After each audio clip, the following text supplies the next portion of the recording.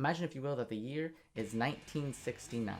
Vietnam is raging on full force, all while the Manson family prepares for the apocalypse, and you're driving down the highway in your 1967 Chevy Impala, pumping some good old fossil fuels into the air for the future generation to take care of, when suddenly you decide to flip on the radio and you're instantly hit with This is ground control to Major Tom.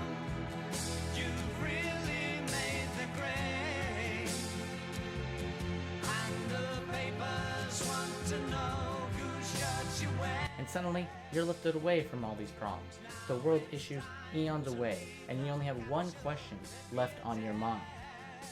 Who is this funky white boy?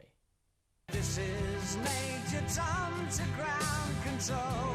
At least that's what would have happened if this song hit the charts in 1969 upon its release, instead of hitting the charts in 1973, when Bowie was already 5 albums deep into his career. But I'm getting ahead of myself. Space Oddity, arguably David Bowie's most infamous track, was released on his self-titled album. No, not that self-titled, that self-titled.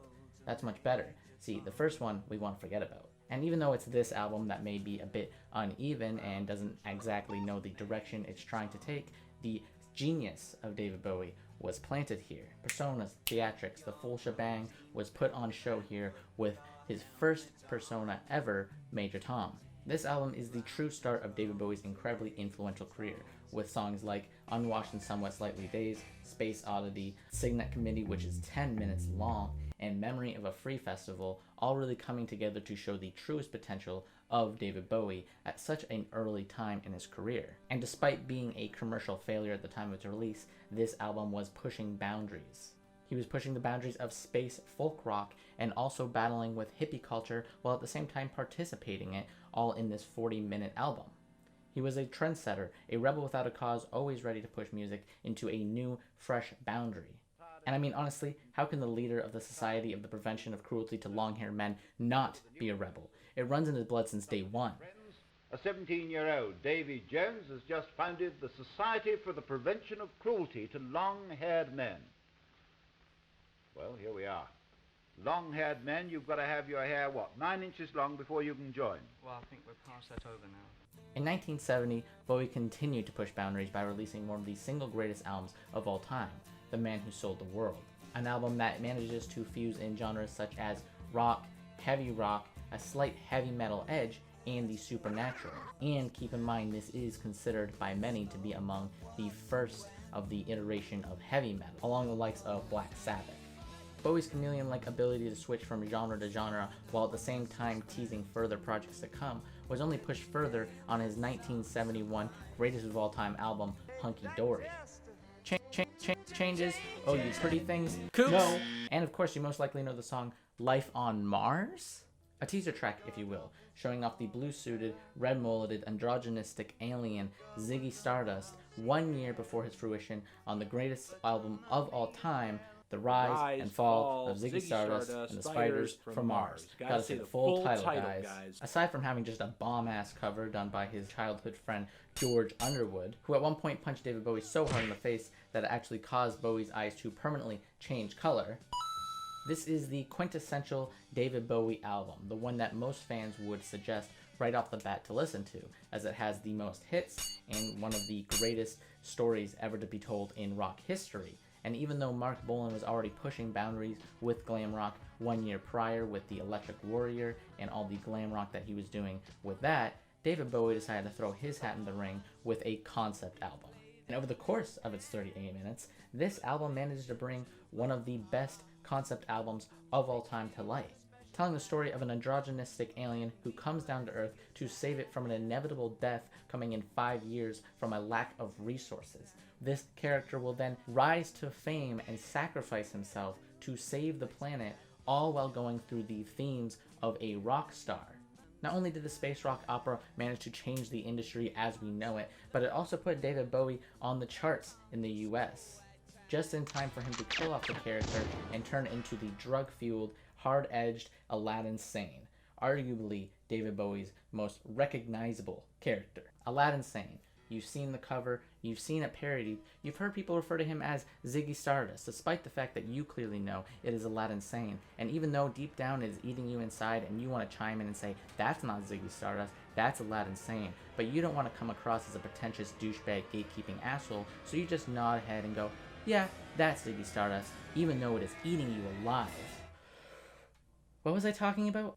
Right, Aladdin Sane. This is the album where David Bowie went hard-edged and really started to lose his sanity, if you may. This arguable single greatest album of all time took Bowie to the America, made him gritty, made him dark, made him hard-edged. After all, the slogan for this album was often cited as Ziggy Goes to America. This is glam rock meets hard rock.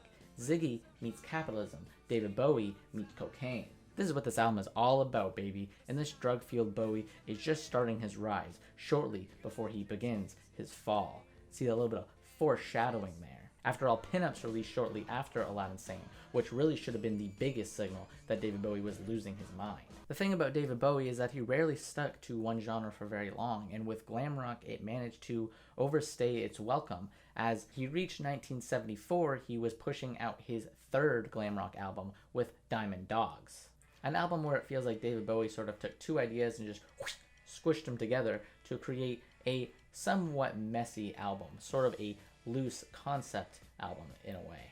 The first half of this album made up of a concept where David Bowie spins this post-apocalyptic dystopian world dominated by a character known as Halloween Jack, which is essentially Ziggy with an eye patch. The second half of this album focuses on a musical for George Orwell's famous 1984, a novel that David Bowie was apparently infamously obsessed with and actually wanted to create a musical for, despite the fact he was never given the rights for it. George Orwell's wife continued to say no to Bowie, so despite the constant no's, Bowie pretty much just said fuck it and threw it on this album.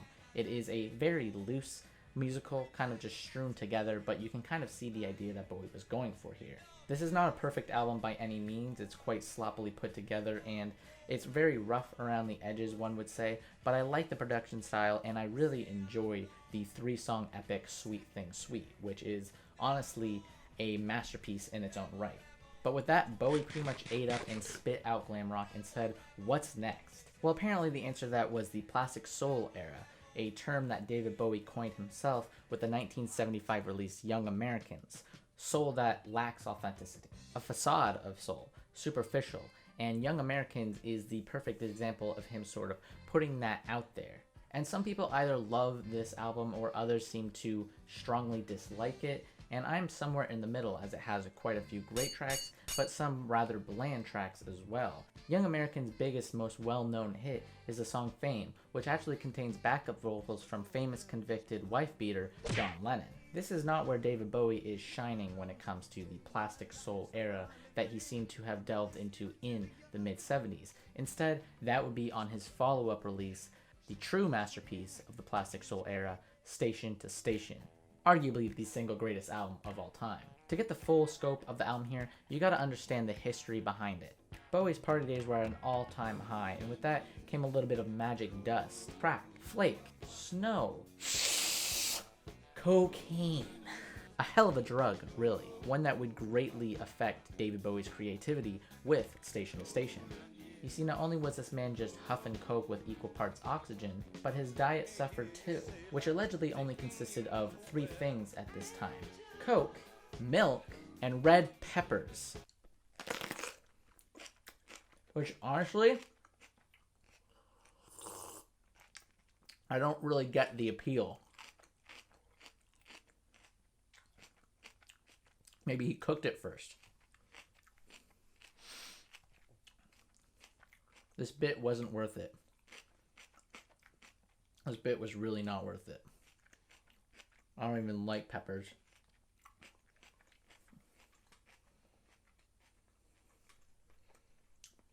Just go to the next part. Just go to the next part. This diet, a term I'm using quite loosely here, would go on to be the perfect trifecta for creating one of the single greatest albums of all time. At only 6 tracks long, this thing is an absolute behemoth of an album. The opening track here comes in at Bowie's longest track at 10 minutes and 18 seconds long, while taking on the persona of the the Thin White Duke, a character who was questionable, politically speaking. With this album, Bowie managed to find the perfect trifecta for creating a masterpiece. Cocaine, a horrible diet, and some good old-fashioned fascism. Now what does Bowie do after dropping one of the best albums so far in his entire career, and one of the best albums of the decade? You wanna see me do it again? That's right. At the height of his coke addiction, Bowie decided to kick the habit altogether and move to Berlin with other notorious drug-addicted user, Iggy Pop, deciding to sober up together. Bowie decided to keep himself huddled in his Berlin apartment while creating one of the greatest trilogies of all time, the Berlin Trilogy, a trilogy of albums that stem from, you guessed it, Berlin, which is actually just a marketing ploy. The second album was the only one really made entirely in Berlin, but we're gonna gloss over that, as the Berlin Trilogy is a much more interesting way to market this release. This first album in the creative magnum opus that is the Berlin Trilogy is, in my opinion, one of the single greatest albums of all time. And I'm not joking this time, I'm being quite legit. This is probably my favorite album to ever exist, and I think it is an absolute masterpiece from beginning to end. It deserves all the praise it gets, and is definitely worth a listen. If you're going to listen to a Bowie album, this is it. It is genuinely one of the best albums ever. But back in character, this is one of the greatest albums of all time. I can make an entire video alone on just how incredibly amazing this album is, as it manages to mix in krautrock, ambient, atmosphere, amazing production techniques, just all these lush, beautiful textures, mixing in avant-garde and pop, and fusing it all together in this more introspective, sort of deeper look at Bowie's psyche at the time. But I'm not gonna do that. I'm just gonna say all of that, and you can just go ahead and listen to this masterpiece. And one thing to note here is that this album, along with the rest of the trilogy, was actually partly co-written by legendary producer, godlike superhuman being, Brian Peter George LeJohn LeBaptiste de La Salle Eno. That is his full name. We're gonna say Brian Eno from now on, like everyone else. However, I just want to take note of how insane that name is. But that being said, this man is an absolute godlike being, and him coming together with the Berlin Trilogy with Bowie is one of the nicest things to ever happen in music history. All of this combined managed to come together to create an album that consists of the first half being entirely pop, art rock gems, the most famous being Sound and Vision, while the second half is entirely dominated by ambient tones that perfectly encapsulate the time of Berlin and its overall sort of atmospheric turmoil. Bowie got much more personal on this album as well. You have the song Always Crashing in the Same Car, which is quite literal actually, because allegedly this song comes from David Bowie driving around in a parking lot with Iggy Pop screaming at the top of his lungs and crashing over and over and over again into his drug dealer's car because he thought he was being ripped off. And then apparently ending it off by laughing in hysterics with Iggy Pop. So it's quite literal, and Bowie at this point was batshit insane. But Berlin, in a way, slowly saved him. At the end of the day, I guess the point I'm trying to make with this album here specifically is Bowie's in Berlin.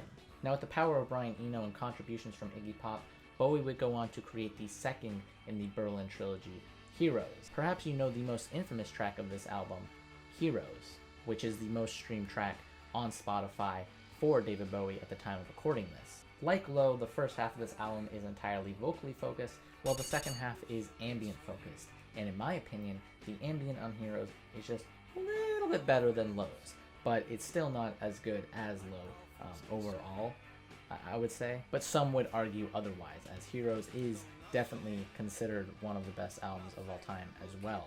Again, not really joking, Bowie's just constantly hitting it out of the park in the late 70s. Now in between Heroes and the last album in the trilogy, Bowie would go on to discover reading and classical music. Look out! Shouted Peter.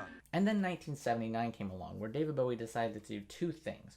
One, get punched in the face by Lou Reed after offering to produce an album for him, and two, release Lodger. 2 years after the release of Heroes and focus entirely on traveling, this album is somewhat of a mess, I would say. It feels like it contains some of the strings of the Berlin trilogy, specifically more of its minimalist approach, but it's definitely not as strong. Like an album full of postcards, each song here focuses on a different location from around the world, as if you're traveling from place to place to place like a lodger. But you have to keep in mind here that this entire album was not actually made in Berlin, so to call it part of the Berlin trilogy seems a bit unfair, but again, marketing dominates all and we are its slave. If there's one thing that really does connect it to the first two albums of this trilogy though, it is the fact that it is a much more minimalist approach sort of production style like the first two albums, but that's really the only connection. Then came the 80s. Bowie's 80s output sort of reminds me of Bon Jovi's entire discography in the way that they are both better forgotten. Bowie released only one good album in the 80s, the 1980 release Scary Monsters and Super Creeps, an album so good that every semi-decent album going forward would be labeled the best Bowie album since Scary Monsters. And for good reason. This is a near perfect David Bowie album, this time focusing on a much more punk and art rock style. This more punk aesthetic is very refreshing in tone and sound, and is much more rough in his overall vocal delivery and just overall instrumentation on this album. This album contains some of Bowie's most fun tracks ever. Up the Hill Backwards is incredibly catchy and enjoyable and almost pop, but not quite pushing that sort of commercial boundary. It's No Game Part 1, where Bowie shows us that he was actually a weeaboo all along. Anti-fascist tracks like Fashion and Scream Like a Baby to sort of push him away from the whole Thin White Duke phase. And even the return of Major Tom in the song Ashes to Ashes, where it is arguably David Bowie's most autobiographical track, as not only has Major Tom going on to a drug addiction after being returned from space, but he also hits an all-time low, hinting at the album Blow, which was a commercial failure upon its release. And really, this song, in my opinion, closes out the 70s era of Bowie perfectly. After this release, Bowie would go on to dance a little too closely to Mick Jagger, Kidnap a Baby, and call out MTV for its blatant racism. There seem to be a lot of black artists making very good videos that I'm surprised aren't used on MTV. Well, of course, also we have to try and do what we think not only New York and Los Angeles will appreciate, but also Poughkeepsie or Midwest. Pick some town in the Midwest that will be scared to death by Prince, which we're playing, or a string of other black faces That's and black very music. interesting. Isn't that interesting?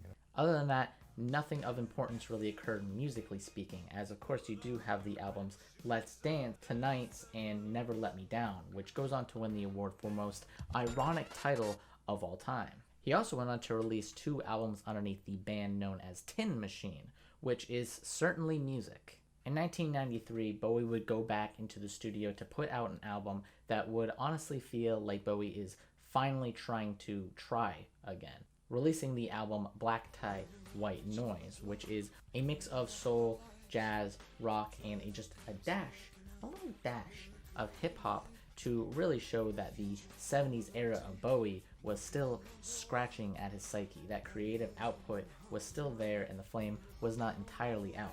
The jazz rock especially here is worthy of note, as this is the seed of something that would later bloom into something much more beautiful in his late career. Other than this album being a somewhat mess of ideas coming together yet showing off what's to come, this album is also where David Bowie simps incredibly hard for his new wife, Iman, the only woman he would ever truly love until the very end.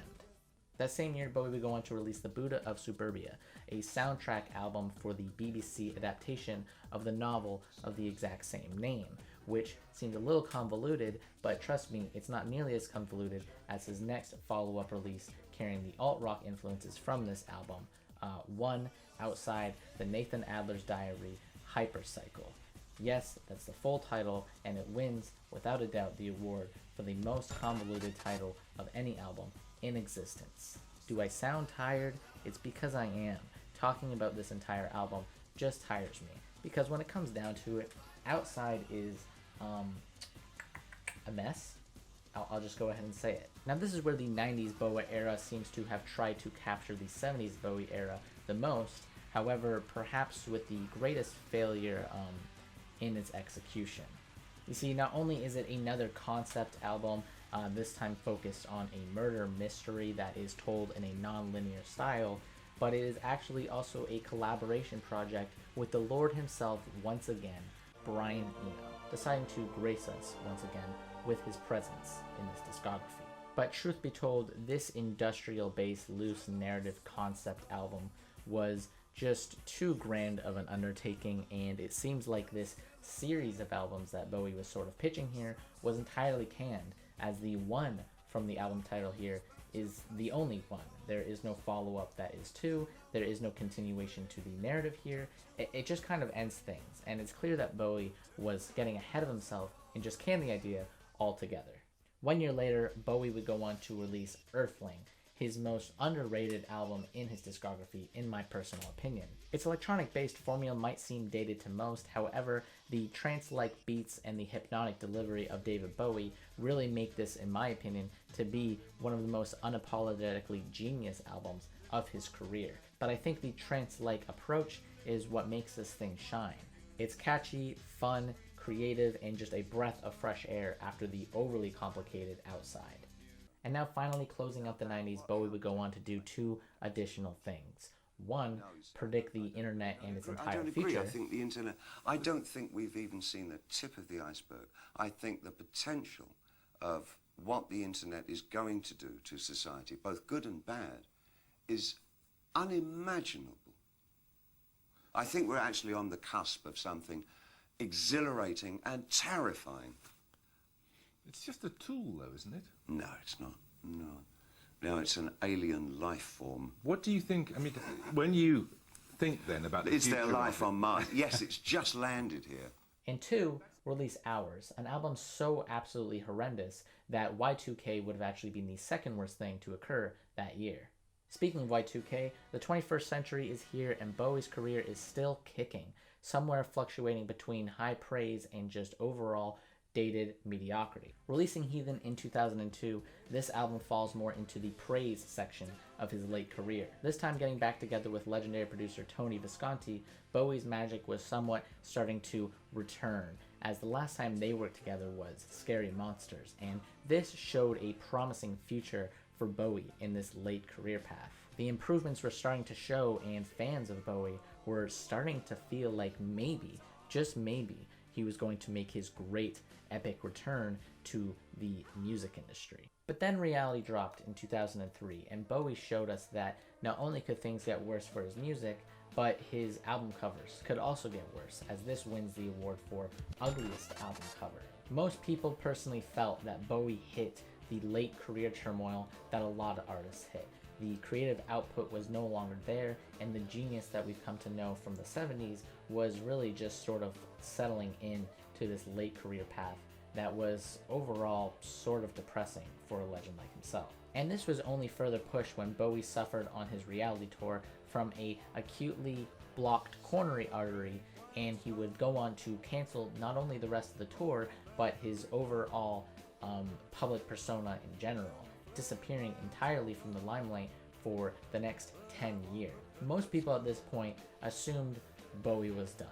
His career seemed to be in a complete creative rut. His health was questionable to most, and we had not seen anything in the public eye from him in a very long time. That was until 2013, when Bowie would release The Next Day. And honestly, The Next Day feels like Bowie saying he's turning a page. He's accepting his place in the late career turmoil and is instead embracing the sort of experimental nature that he can sort of venture off into. During the recording for this album, one thing to note here that is quite interesting was that Bowie actually wanted things to be so private and so quiet about the recording that he forced people to sign an NDA agreement when going into the studio. And one time even going as far to change the studio when information of him being in the previous studio managed to get out in the public eye. He then worked privately during a graveyard shift with just 2 other employees in the entire building to keep things as low profile as possible. That being said, Tony Visconti, his longtime producer, was listening to this album in the streets of New York on a regular daily basis, unbeknownst to all the other Bowie fans in the world. But like I was saying, this album is the comeback that fans have been waiting for over a decade, as the genius of Bowie seems to be coming on much stronger through the music here. The songwriting abilities were stronger, the instrumentals were much beefier, everything here seemed to be putting Bowie into a much stronger direction. Everything really was building up for the recipe for the next great masterpiece. Some people questioned whether or not Bowie could pull that off so late in his career, while others really were hopeful for it. And for once, at least, we had an album from Bowie that didn't feel as if he was just running in circles. Unfortunately, this is where things get depressing, as Bowie's days were getting numbered.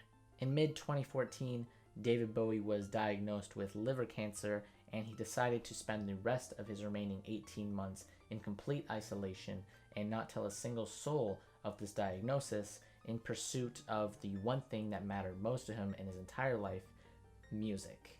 The only ones who knew of his diagnosis at this point was his family and a few select close friends, but for the most part, nobody knew, and his final album would focus entirely on this entire idea, the idea of death and dying and being the last of a dying generation of rock stars. But in a way, this is what it ultimately took to create Bowie's final masterpiece for the world. This is, in my opinion, one of the best albums of his career, and really closes things out in such a powerful way. And of course, I'm talking about his final album, Blackstar.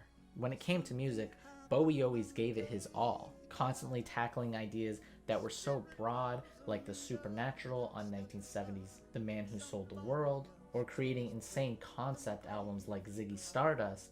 Bowie was always doing something that most musicians wouldn't even go close to, and Bowie did it again with Blackstar.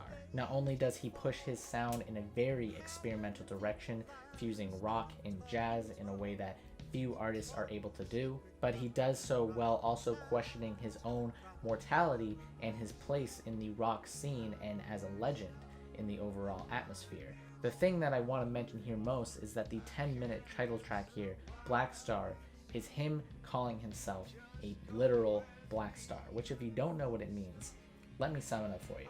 A black star is when a star dies and the remains of that star is still forever seen, that being a black star. It is dead, but is still permanently felt for the foreseeable future.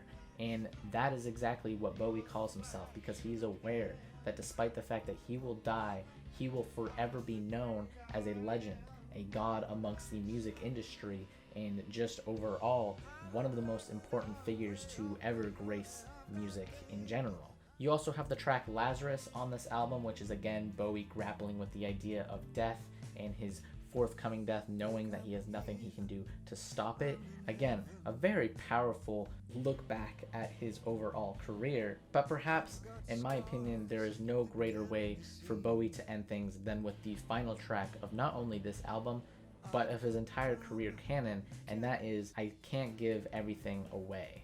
The last song of this album and his entire career would sample his early 70s work, such as Kooks and Andy Warhol, as well as the song A New Career in Town off of his infamous album Low, showing a Bowie that is continuing to reinvent his old style and sound, while at the same time pushing the genre forward and also saying that he cannot give all his genius away.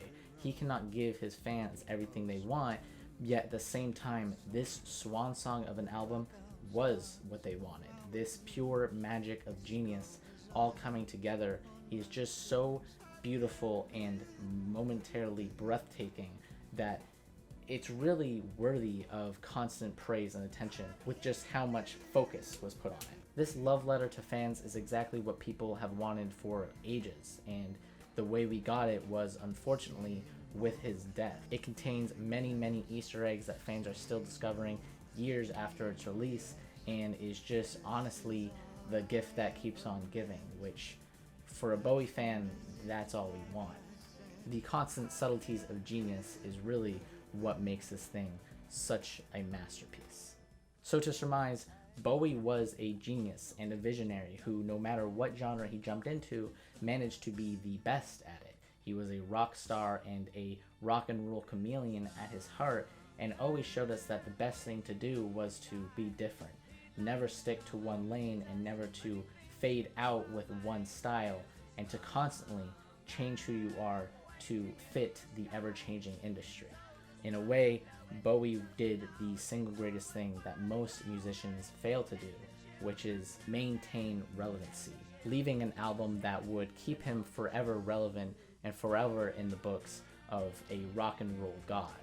And for myself and many fans, he wasn't just an artist or a musician, he was an idol and someone to be quite inspiring just for the way he managed to present himself as a human being. And honestly, he not only changed many fans' lives, but he changed mine. If it wasn't for him, I don't think I would be where I am today, doing the things I do and enjoying life as much as I enjoy it, because he taught me many lessons through his music and his way of presenting himself that I will always feel thankful for having been a part of his journey. And with that, I just have to say, so long, Starman, and thank you for the gifts that forever blew our minds. There's a star